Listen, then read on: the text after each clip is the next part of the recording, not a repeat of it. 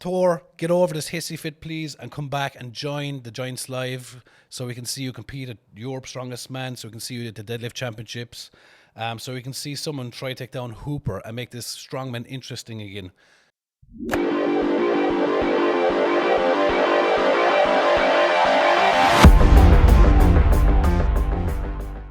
Hey guys, welcome back to the show. It is the day, 2 days after the World Deadlift Championships and the Strongman Open. And what a weekend it was. Unfortunately, we had no world record. We have no new deadlift record, and it looks like we're not any closer to getting it either. Now, there is one thing. It's an awful shame that Thor doesn't get over this little thing that's happened between him and Giants Live and just bite the bullet and just start doing shows again. It's not as if either of them don't benefit from this. I mean, both guys would benefit from this. Both Giants Live and Thor would benefit from this. I mean, Thor would benefit because he'll probably come back and do Europe's Strongest Man, and that would look better on his resume. Plus, he would have the world deadlift record. So it's not benefiting anyone, this shite. Plus, it'd be great to see someone actually put it up to Hooper. I think Thor is kind of the only one in the position to really challenge Hooper in the Giants Live shows.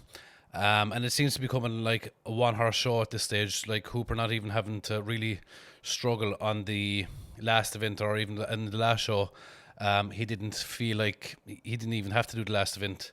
Though Trey Mitchell really pushed him in this competition, and it seems that Trey Mitchell is finally back to full strength. And my God, when I saw his 470 deadlift, I was just so happy for him. And you can see him afterwards when he pulled that 470, he got so emotional. It was just so great to see because he'd such a bad injury, and to come back from that bad injury and just to do something incredible like that, a 470 kilo deadlift, plus he did it without a suit.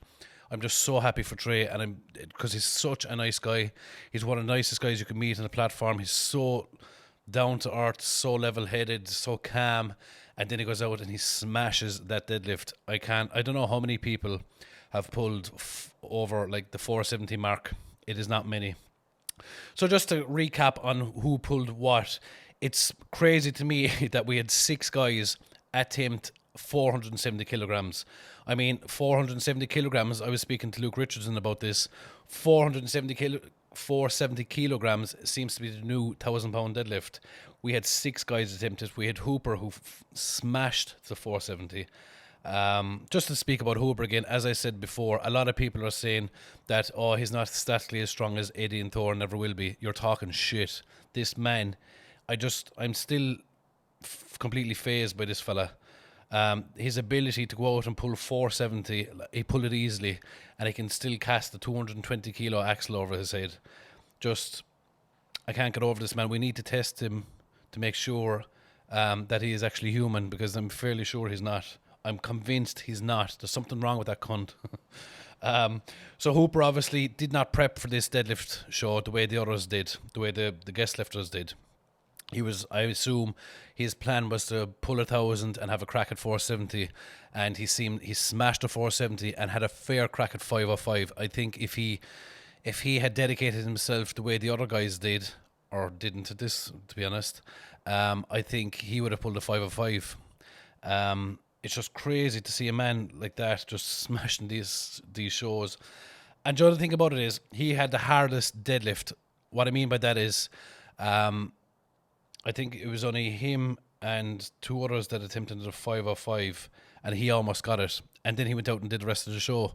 He went out and he won the next event after that, doing a 1,000-pound yoke in 10 seconds. It's like, where does this fucker's energy come from? But yeah, I think if Hooper focused on that deadlift, and I hope he does, he probably won't, because unless he takes it on like a side quest, because he probably will. If Hooper takes this on as a side quest, I can see him smashing that 505.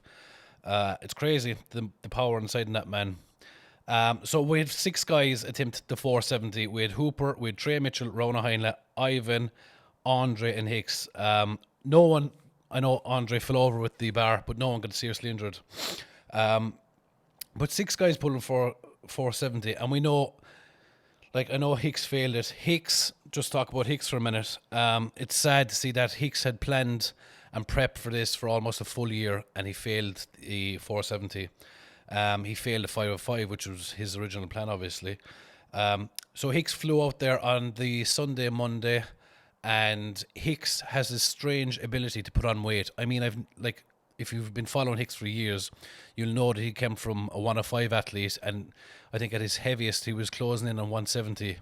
That time he did a powerlifting in Australia was his heaviest body weight. I think he was 168ish or something.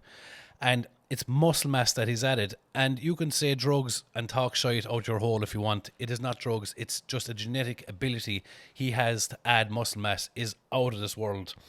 And if any of you ever seen him without a t-shirt on, it's just bellies of muscle on the cunt. And so anyway, he flew out there on the Monday. And the competition was obviously the Sunday evening, 5 o'clock for them. It was 1 a.m. for us. And he ended up putting on over a stone body weight. So he flew out there, he was 151. By the end of the week, he was 158, 159, which is sad if you're suiting, because your suit will squeeze the shit out of you and it'll make you... It's only when you get down to the bar is when you start feeling this. So it's such a shame that... I know hindsight is a great thing, that he didn't correct his diet. It's my number one rule is change not in the week of the competition. Don't change your food. Don't add in a new stretch. Don't even go walking if walking wasn't previously in your prep. Don't even breathe weird. It's just so important not to change anything in the last week. And so many people, even pros at this stage, are making this mistake of fucking changing something in the last week. So it's such a shame that he didn't think of it, and someone said to him, hey Hicks, maybe relax with the eating, or change up the diet, or eat low calorie foods or something like that. Just something that it's just a shame more than anything else. It's just a shame. So we had the 6 guys, Andre, and like 6 guys could have pulled this 470. In my mind, 6 guys have a pull, because Hicks obviously has a pull last year. Andre lost his balance. He had that locked out and he lost his balance. Which is crazy for him. I'm not surprised. He's such a strong fucker.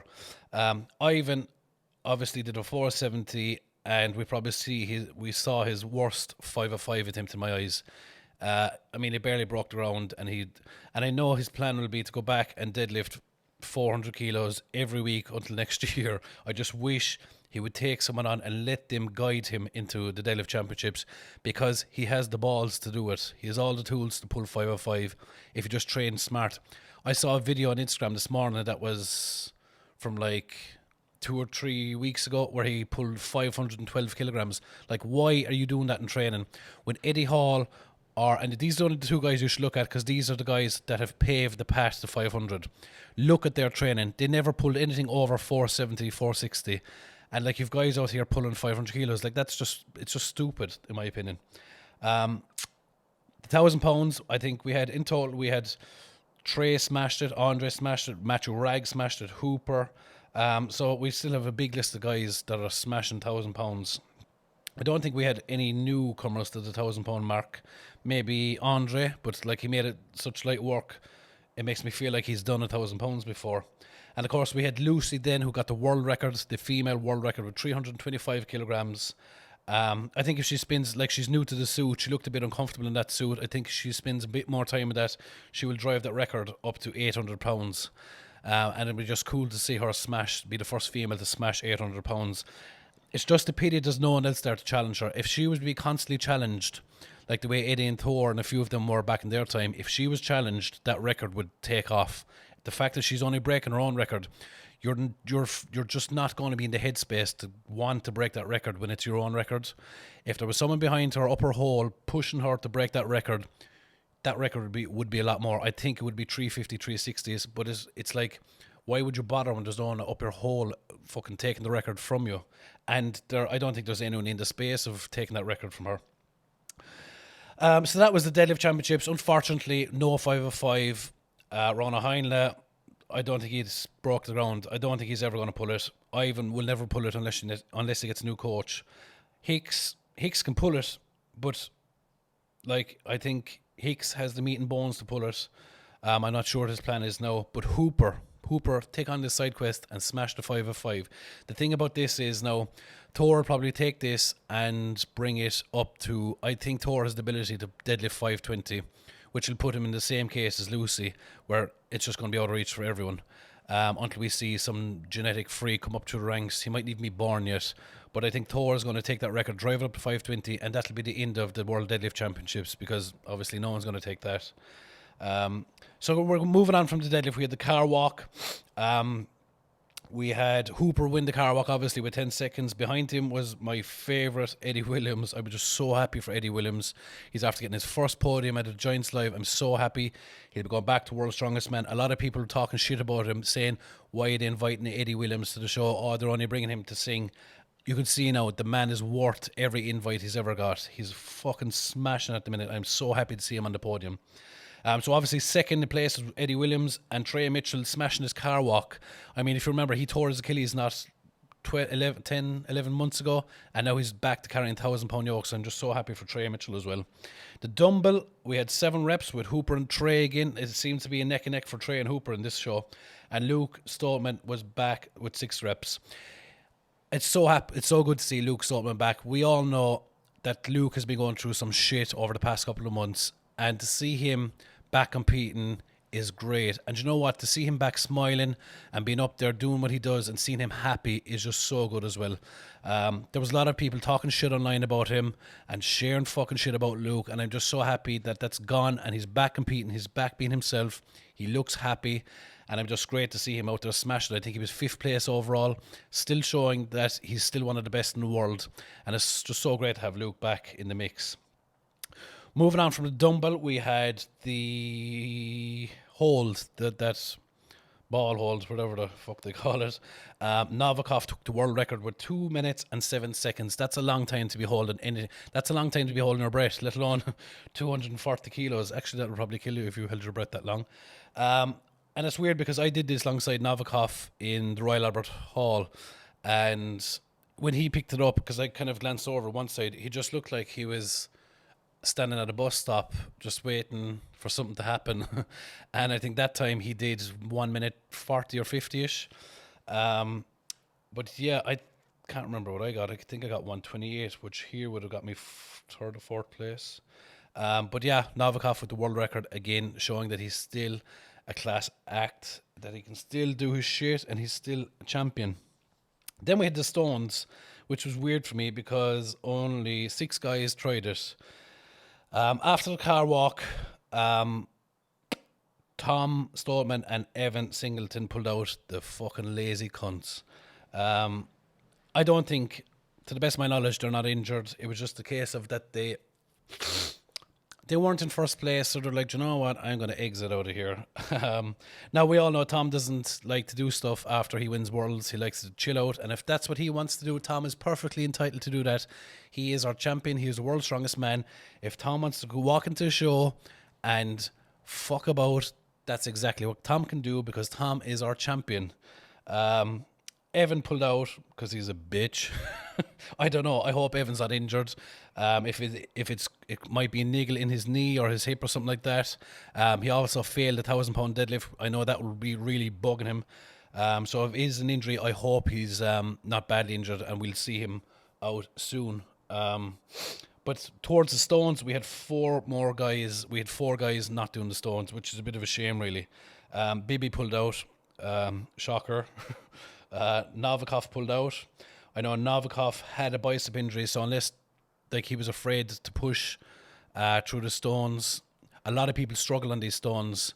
I'm not sure if it was the stones or if it's the fact it was a heavy show. You have to remember that all these guys maxed out in their deadlift, car walk, dumbbell, hold. And I know when you see the hold, you wouldn't think of it as much of as a taxing you that much, but I can tell you that hold, when I did it at Royal Albert Hall, I was cooked after it. I could barely get up off the ground to do the last event in stones. And I did really bad in stones because of that hold. Because your whole posterior chain is holding onto that thing. As we know, if you watch it, it's not a grip event. It's more like a body event. It's a soul event because it takes your soul. Because a lot of guys are resting that on their legs. And you're literally holding it with your soul. So if you hold it long, if you're holding that for over a minute, especially Novikov, who held it over 2 minutes, he's going to be cooked. But of course, and even like Hooper, you see him, he struggled with the stones as well. And we know Hooper is a fucking alien. So Only 2 guys finished the stones. They were the heavier set. They were 200 kilos. Baby, Nav, Evan, Tom didn't do them. Lazy cunts. So, and that was it. And on the podium then, we had Hooper in first place, shocker. We had Trey, great to see Trey back in full form, injury free. And that's the other thing. There was no injuries throughout this competition, which makes me happy in my heart. And Eddie Williams, of course, in third place. I'm so happy for Eddie. Eddie is the nicest man you could ever meet. He couldn't do enough for you. He's just an all-round great guy. His wife Hannah is amazing, and you can just see he's someone you should aspire to be like. He's never mean. Even when I hang around with him, I remember one time we were going for dinner in Scotland, I think it was, and we had our dinner, and we were to walk back to the hotel, and it was pissing rain.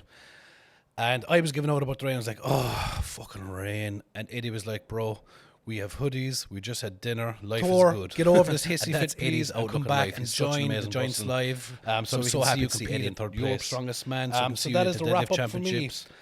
So we can see someone try to take down Hooper and make this strongman interesting again. Thank you all. I love you.